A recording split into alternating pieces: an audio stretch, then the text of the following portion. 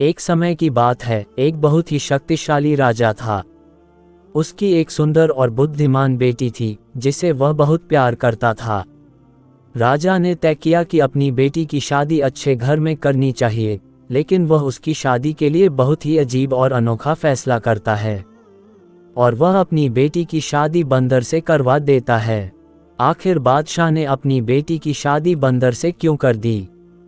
यही जानने के लिए वीडियो को लास्ट तक देखें, और अभी तक मेरे चैनल को सब्सक्राइब नहीं किया तो सब्सक्राइब कर दें।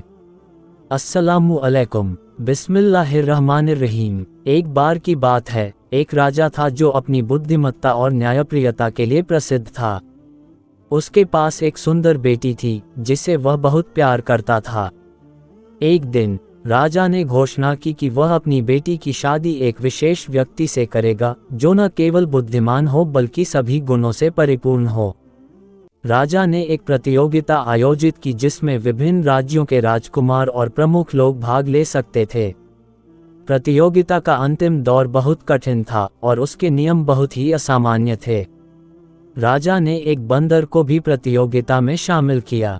ये सब देखकर लोग हैरान थे, लेकिन राजा ने स्पष्ट किया कि वह केवल एक व्यक्ति को ही नहीं, बल्कि सबको अपनी काबिलियत साबित करने का मौका देना चाहते थे।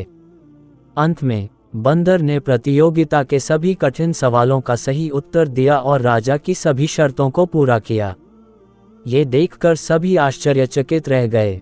राजा ने अपनी बेटी की शादी बंदर से करने का निर्णय लिया। राजा की बेटी इस फैसले से दुखी थी, लेकिन उसने अपने पिता की इच्छा का सम्मान किया। शादी के बाद उसने देखा कि बंदर न केवल उसकी देखभाल करता था, बल्कि उसकी समस्याओं को हल करने में भी मदद करता था। वह समझ गई कि राजा का निर्णय उसके जीवन को एक नई दिशा देने वाला था।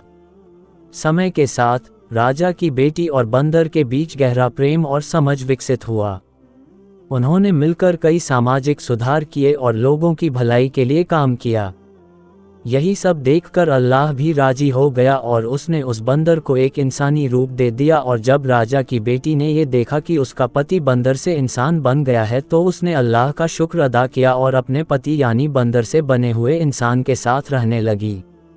राजा को अपनी बेटी की खुशियों देखकर संतोष मिला और उसने महसूस किया कि जो कुछ भी अजीब या असामान्य लगता है, वह भी सही समय पर सही साबित हो सकता है। इस तरह ये कहानी हमें सिखाती है कि सच्ची समझदारी और प्रेम किसी भी रूप में हो सकते हैं और हमें हमेशा खुले दिल से स्वीकार करना चाहिए। ऐसे ही मज़ेदार और चटपटी कहानी सुनाने के लिए हमारे चैनल को जरूर सब्सक्राइब करें और वीडियो को लाइक करें।